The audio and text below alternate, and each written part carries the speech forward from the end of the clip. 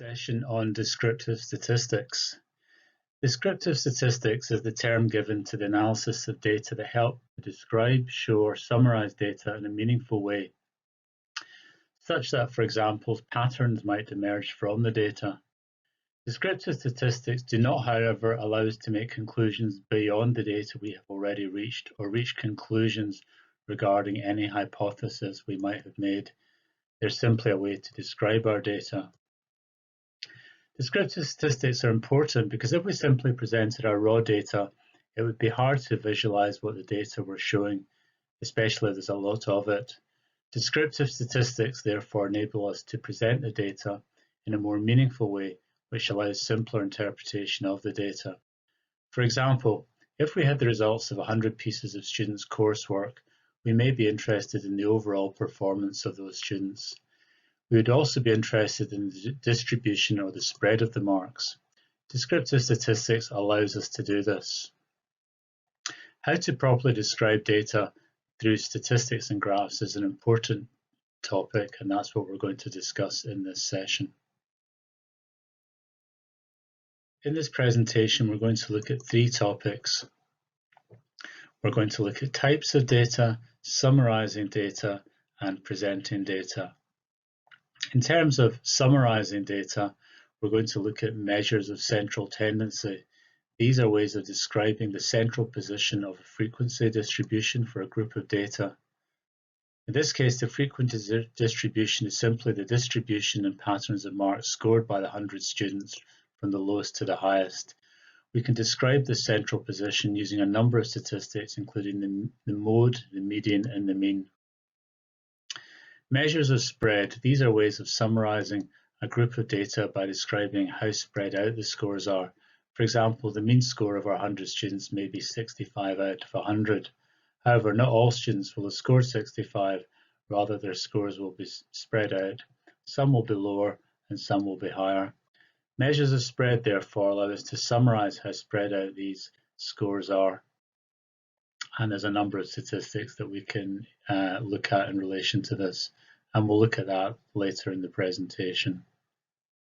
This slide shows some examples of descriptive data from the book Medical Statistics at a Glance, and the data relate to obstetric data in women with bleeding disorders.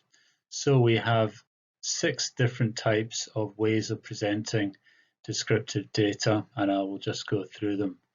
So A is a bar chart showing the proportion of women who require pain relief from these different interventions shown here during labour. So you can see the characteristics of a bar chart. These are 4 different categories of treatment, and we can see the proportion of people who required pain relief.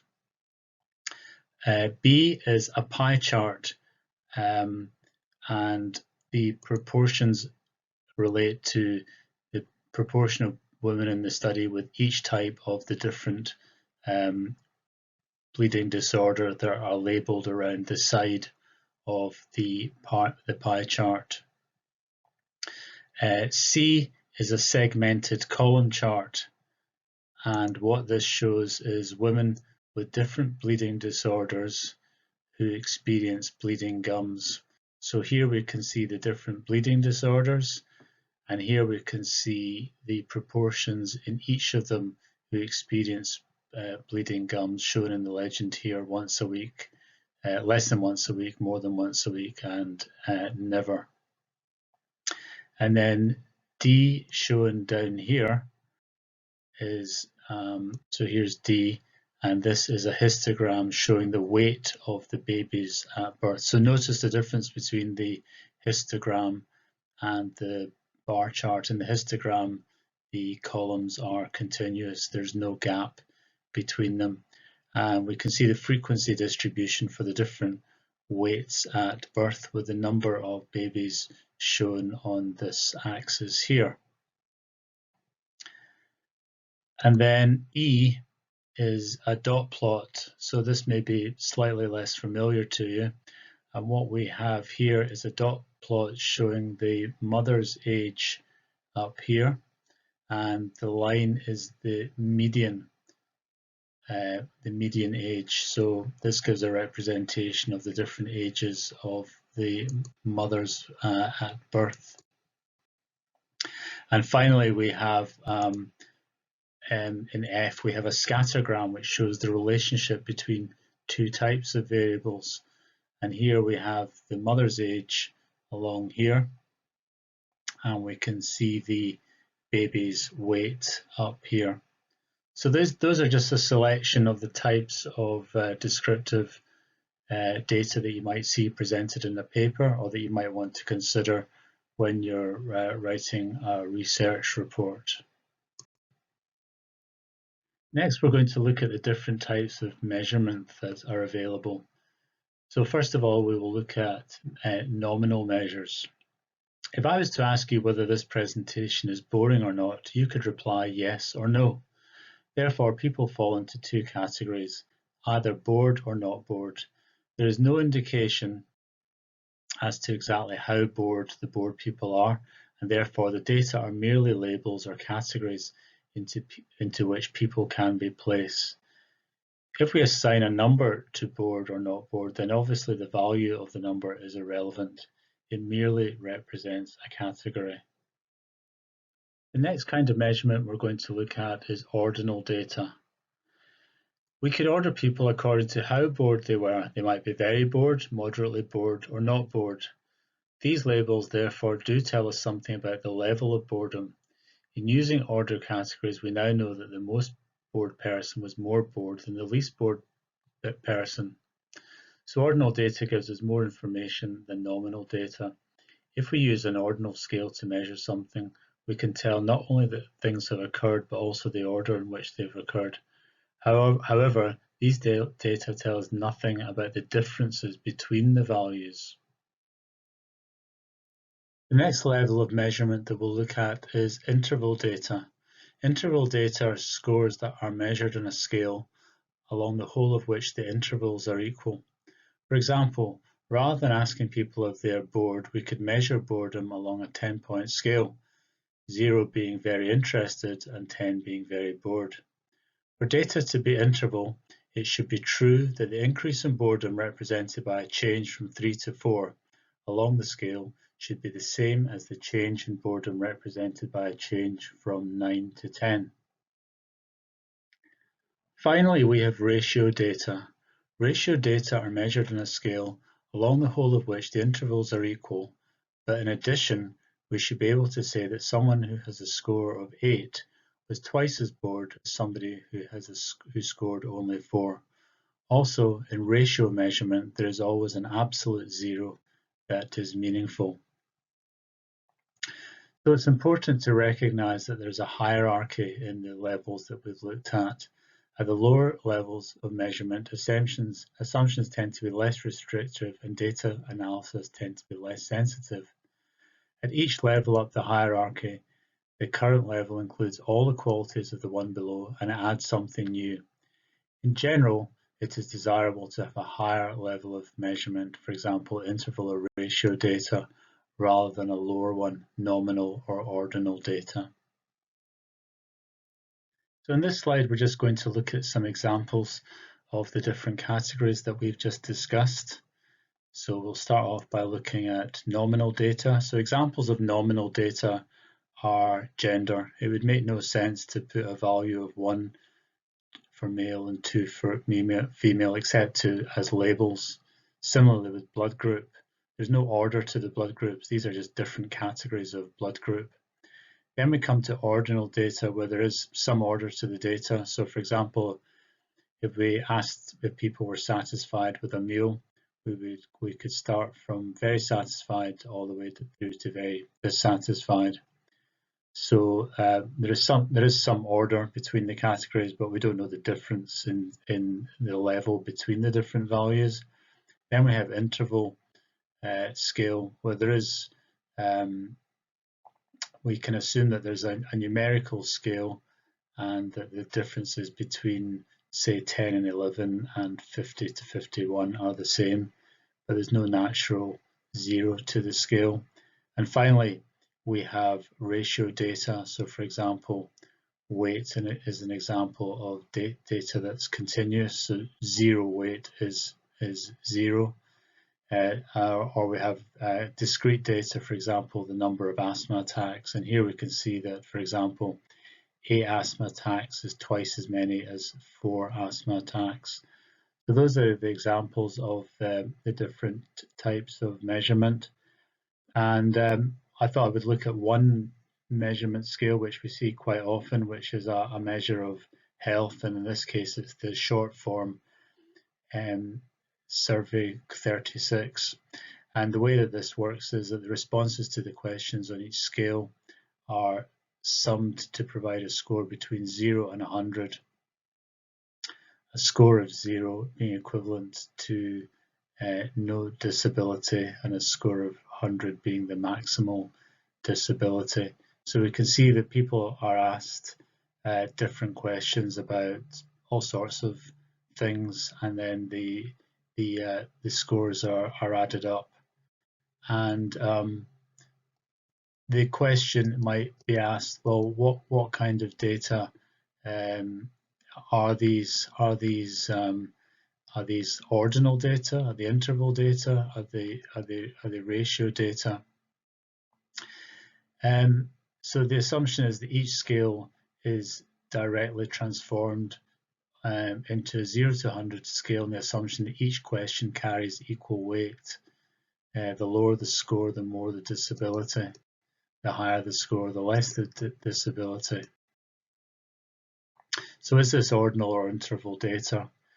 Interval data provides information about order, as we've seen, and also provides equal intervals. If we knew that the distance between 1 and 2 was the same as between 7 and 8, we would have an interval scale. Many researchers treat scales combined by combining responses to a series of ordinal level as interval levels. So there isn't a hard and fast line between the different types of measures. You don't always know for sure whether the data are ordinal or interval. So we'll have a review question based on what we've just been talking about. So this question asks, ordinal level data are characterized by which of the following? Equal intervals between adjacent scores, a fixed 0 point, data that can be meaningfully arranged by order of magnitude, or none of the above. So I'll give you a minute to think about these 4 categories. Ordinal level data. So in answer to the question, ordinal level data are characterized by which of the following? We have A, equal intervals between adjacent scores. No, that's not true of ordinal data because we don't know that the intervals are equal. B, a fixed 0. No, there's not a fixed 0. C, can the data be meaningfully arranged by order of magnitude? This one, and the answer is yes, they can be meaningfully arranged, but they don't have these 2 characteristics here. So the answer to this question is C. Now we'll move on to look at the differences between histograms in bar charts.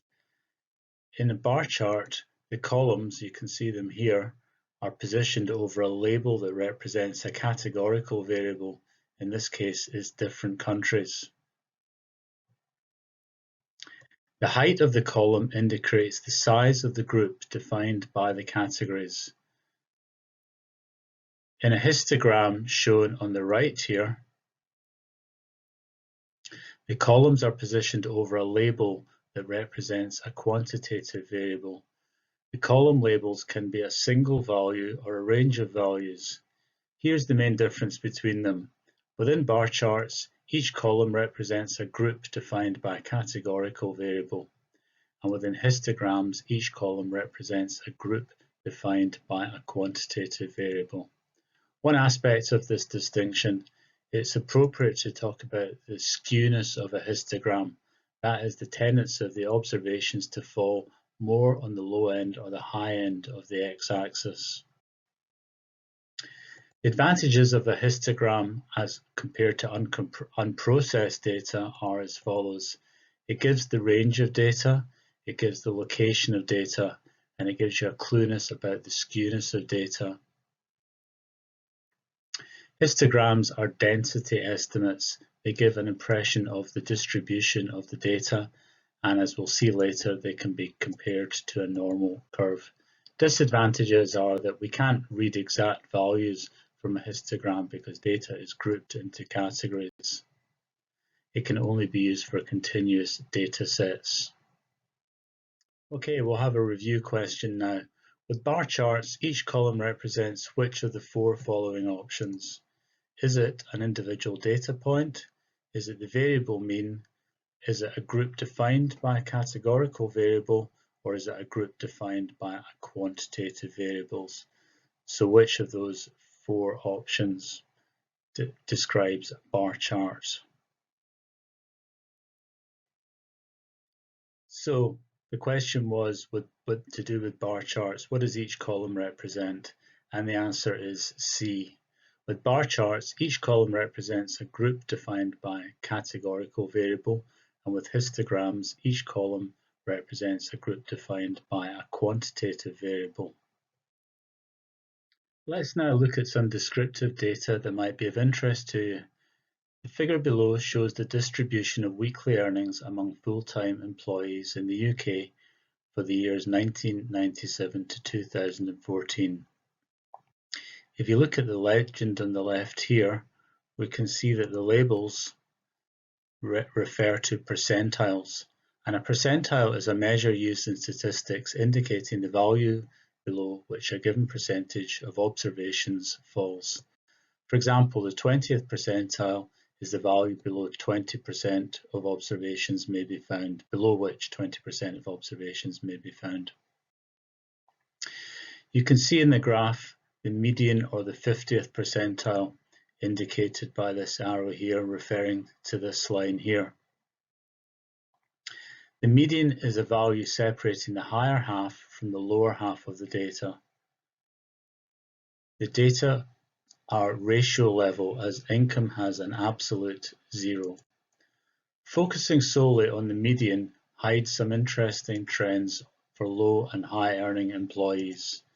For example, big business bosses in 2012 have an average yearly income of over £120,000, but because the top 10% are only shown in relation to this line here, we don't see what the very highest earners earn and what the very lowest earners earn. So that's one difference between, for example, the median and the mean, which if we looked at the mean, some very high earners could influence the value of the mean compared to the median. Now we'll look at another graph which breaks this data down further. This graph below breaks down the data by profession, and we can see the median for different groups of professions along here. We can see managers, for example, professionals, and each of the dots represents a different profession. And if we click on the dots, or if we type in here what profession we're interested in, we can see it reflected on the graph here. So for instance, here I've highlighted the median income of pharmacists. So the blue dot indicates the pharmacist's median income, and on the right here we can see the median income broken down by gender. So you can see this is quite an innovative way of presenting descriptive data, and there are lots of interesting ways that we might consider presenting data from a research project. It's always a good idea to look at data distributions before simply looking at overall measures such as the mean or the median. This slide shows some further aspects of descriptive data from histograms. The histograms were produced using the statistical package SPSS, which we are going to look at in a workshop. And what we can see is four measures from a class of 100 students. So we can see the four measures are computer literacy, percentage on an SPSS exam, percentage of lectures attended, and numeracy. And down below we can see some of the output that you can get from SPSS if you click on summary measures. So you can see here, if we look at the summary measures, we have 100 values, valid cases, we have no missing cases, and we have various measures, the mean, the median, the mode, standard deviation, and skewness. So you can see that in each of the graphs we have the data distribution and also a line superimposed, which is the normal curve, and we will look at that in more detail later. For now, we're just going to look at the skewness of the data. Skewness is a measure of symmetry, or more precisely, the lack of symmetry. A distribution or data set is symmetric if it looks the same to the left or right of the center point. Skewness shows if the curve leads to the right, that's negatively skewed, or to the left, which would be positively skewed. Both of these are beyond the normal range if they are approximately greater than 1 or less than -1. So if we look at the data in the graphs, we can see, first of all, if we look at computer literacy, it's fairly normally distributed, some more values to the right. This is an example. The percentage of SPSS exam reveals something interesting, which is that there may be two distributions of data underlying this rather than one distribution, and that may be because the data are collected from two universities. Thirdly, we see percentage of lectures attended, which is fairly normally distributed. Although there are some values over to the left and to the right. And finally, we have numeracy, which is skewed to the left. If we look at the measures of skewness below, we can see that for computer literacy and SPSS exam, they're fairly low values. The percentage of lectures attended is quite high because there are values both to the left and to the right. And this one has the highest measure of skewness, 0.961, and that's because there are more values over to the left. So thinking about what we've just been talking about, which of the following options is the least affected by outliers? Is it the range of the data? Is it the mean? Is it the median? Or is it the standard deviation? So the question was, which of the following is the least affected by outliers? Is it the range, the median, or the standard deviation? And the correct answer is the median. The advantage of the median is that it is less affected by outliers and skewed data than the mean, and it's usually the preferred measure of central tendency when the distribution of data is not symmetrical. Let's have another review question. An experimenter measured 30 children's IQ. He then ranked ordered the children and assigned them a score from 30 most intelligent to 1 least intelligent to create a new variable. Does this new variable consist of nominal data, interval data, ratio data, or ordinal data?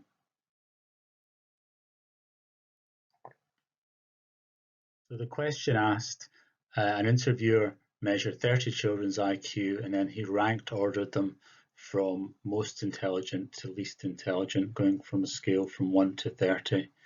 What type of data?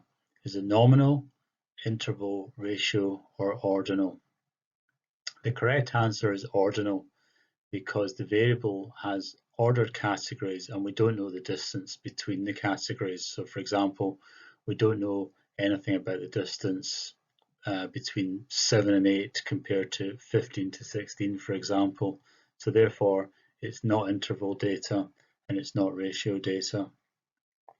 Also, it's not nominal data because there is an order to the data, so the data is ordinal. When presenting data, it's important to consider the scale on both axes. This graph shows data from the FTSE 100 index for shares on the stock market, and we can see that the data runs for a year on a monthly basis from October to October, and on the y-axis it goes from 4,000 to 6,500. Now, they could have created a graph going down to zero, but I would think that the author probably thought, well, the stock market generally doesn't go that low, so there's no point in showing that data. And also, if we did go down to zero, we wouldn't be able to see the variation so clearly in this range between 4,000 and 6,500. So these are the kinds of issues that you need to think about when we have a big data set and you want to highlight a particular issue. In the last slide, the author wanted to focus on the period between October 2007 and 2008, in other words, this period of decline here. Here, we can see the data presented on a longer time scale going back to 2003. And we can see that the decrease between 2007 and 2008 does take place, but it takes place against the background of sustained growth between 2003 to 2007. So we can see how the perception of data might change dramatically depending on how we present the data. Here's another example looking at temperature changes between 1861 and 2005 globally and in central England. The question is, how much has temperature changed over this time? If we look at the graph, it certainly looks as if there has been an increase in temperature, and there has been an increase in temperature. However, if we look at the scale of the y-axis, we can see that it's not showing it in degrees, but it's showing it as a change from the average between 1961 to 1990. So it's not exactly a straightforward measure. It's looking at the change against a reference point, which is quite common in epidemiology and in other areas. So we need to look at this graph in the context of other data. Both central England and global average temperatures have risen since the late 19th century. Average temperatures in central England rose by about 1 degree centigrade during the 20th century, as shown in the graph. In 2003, the highest temperature ever recorded in the UK was reached when temperatures peaked at 38 degrees. All 10 of the hottest years on record have occurred since 1990. And current climate models predict that global temperatures will rise between 1.4 and 5.8 degrees Celsius by the end of the 21st century. The Intergovernmental Panel on Climate Change reported in 2001 that there is stronger evidence that most of the warming is attributable to human activities. These are activities that involve the emission of greenhouse gases such as carbon dioxide, methane, and nitrous oxide. So the graph by itself does not prove anything, it simply illustrates data. But again, it's important to consider the scales of both the x and the y-axis and how the data are presented to the reader. So in the last slide, we saw there was a hypothesis that temperature changes, shown on the right here, could be being caused by changes in human activity represented by the graph on the left here. And indeed, it does look as if there could be a correlation. However, it's important to remember that correlation is not causation. This is particularly important in health research. During these sessions, I'll be looking at two examples from my own research. One is it the case that taking benzodiazepines leads to increased mortality? And another example from my research is it the case that melatonin, taking of the medicine melatonin, leads to an increase in fracture risk? In both cases, it looks as if there is a case for the fact that both of these things do lead to the outcomes shown. However, there are many other factors such as underlying illness, which could be, so we always need to consider covariates or confounding factors. These in fact could be the real cause of what we're seeing and not what we're analysing as such. So we need to consider a wide range of factors when looking at, does something cause something else? And these graphs illustrate that. Although most people do think that there is an association, there are people who think that this correlation represented by these graphs is not causation. In this example, we'll look at some data from the survey of smoking, drinking and drug use among young people in England. And I've just selected one bar chart shown here. So here we can see a bar chart with quite a lot of information. The topic is whether the respondents have taken cannabis, volatile substances or any Class A drugs in the last year by age. And we can see the three categories shown here. So we've got Class A drugs in white, solvents in blue and cannabis in black. So I'll just pick out a couple of interesting points. Solvent use in the blue we can see is already present at over 5% of the sample. Bear in mind this was 2003, and we can see that it stays fairly stable throughout between 11 and 15. Cannabis, on the other hand, use is very low at the age of 11, but increases as people age by the time of 15. So quite a lot of interesting information. And again, when you have data like this, you can think about how you might present it to the reader. This is another example from one of my studies. I was interested in the relationship between alcohol consumption of health, and I used data from the English longitudinal study of aging. If you're interested in the research, you can read it at a summary at this address here.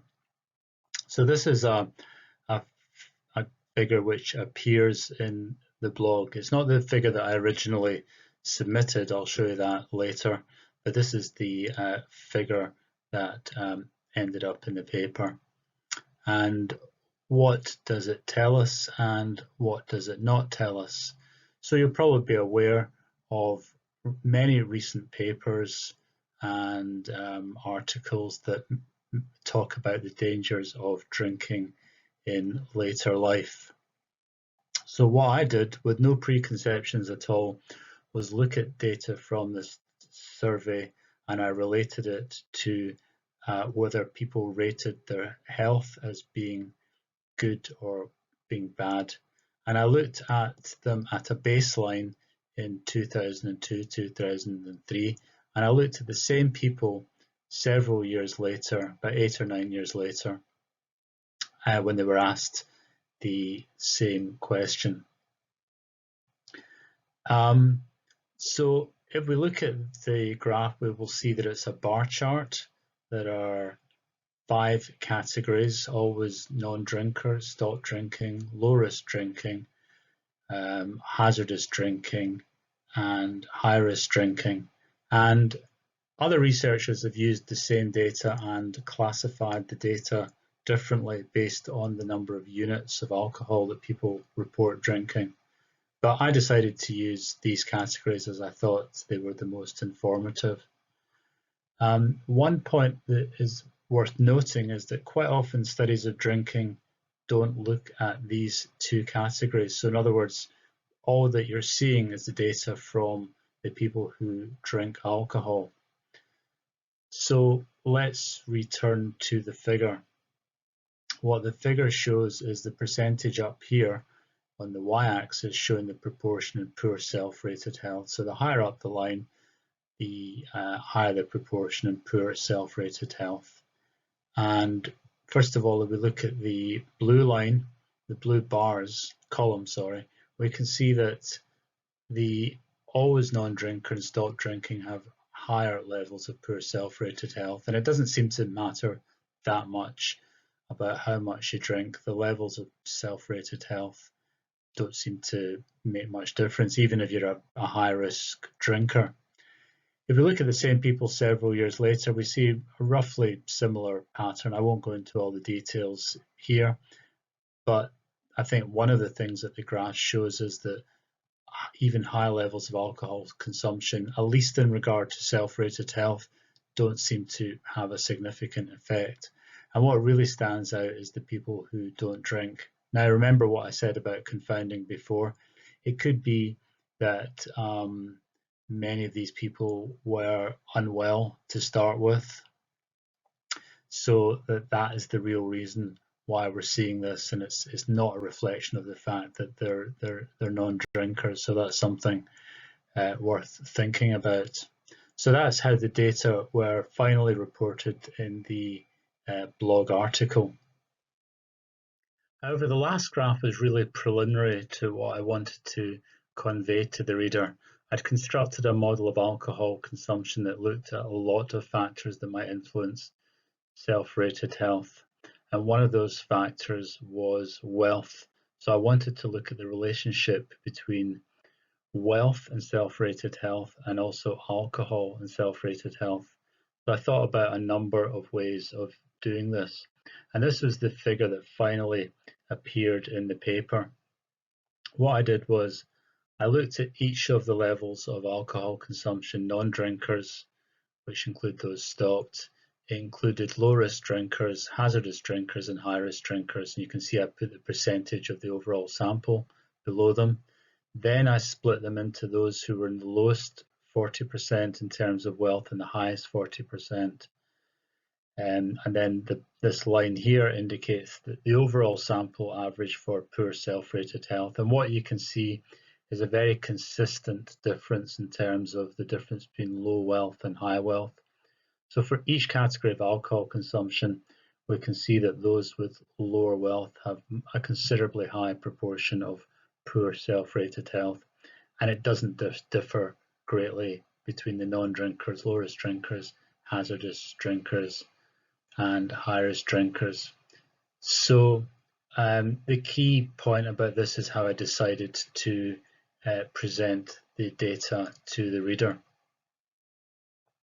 Now this slide shows how I originally presented the data when I submitted the paper. It's fairly similar, but it's more complex and I think harder to understand. So the editor asked me if I could change it. So again, I've got wealth here, but this time I showed all the wealth quintiles, people split into 20% bands, going from the lowest to the highest. And I still have the 4 categories of drinker, but I think there's too much information for the reader to really assimilate here. And I think that's quite a common problem, even in published papers, that too much information is presented. So you need to present it in chunks that the reader can understand. Now, sometimes in papers, you'll see tables that look like this. They've got loads of numbers. They're really complex, and you think, why have they included this? This is a table from a paper that I wrote looking at the relationship between melatonin hypnotic drugs and their association with fracture. Now this drug doesn't look at anything, this table doesn't look at anything to do with fracture, but what I felt was important and needed to be communicated to the reader was what was the level of background illnesses that the people in this study had. Because without that, it'd be very difficult to interpret what the association is between melatonin and fracture. So they varied a lot in terms of their background conditions. This is something that you need to consider. So it wasn't necessarily directly associated with the results. It was background information. And sometimes if this background information is lacking in a paper, it can make the rest of the paper difficult to understand. So for example, if we look at the table here, if we look at, for example, anxiety disorders, we can see that 30% of people with melatonin had anxiety disorders, 32% of hypnotics, people with hypnotics, 30%, 33% on Z drugs, but only 12% of those who were matched by age, gender, and their general practice. So this could be an important factor. It could be that if in fact these groups do have higher rates of fracture, it could be nothing to do with the fact that they're taking melatonin, but it could be the fact that they have higher rates of background illness. So this is something that I looked at in quite a lot of depth in the paper, and that's why I presented this table to the reader. So we'll have another review question. The graph of a frequency distribution is called what? Is it a curve, a histogram, a bar chart, or a histogram? So the question was, the graph of a frequency distribution is called what? A curve, histogram, or a bar chart, or a histogram? And the correct answer is histogram. A histogram is a plot that lets you discover and show the underlying frequency distribution of a set of continuous data. This allows the inspection of the data for its underlying distribution. For example, is it normally distributed? Are there outliers? And are the data skewed? So to summarize, there are really two main messages from this presentation. First of all, understand the type of data that are being analysed. And second of all, what message are you trying to convey with your descriptive statistics? Type of data is important because it will determine how you can analyse the data and ultimately how you present the data to the reader. Secondly, remember that data presentation has a variety of purposes. We've looked at examples in this presentation where it's important to give the reader background information, or it could be summarizing a single variable, or finally, it could be looking at relationships between different variables.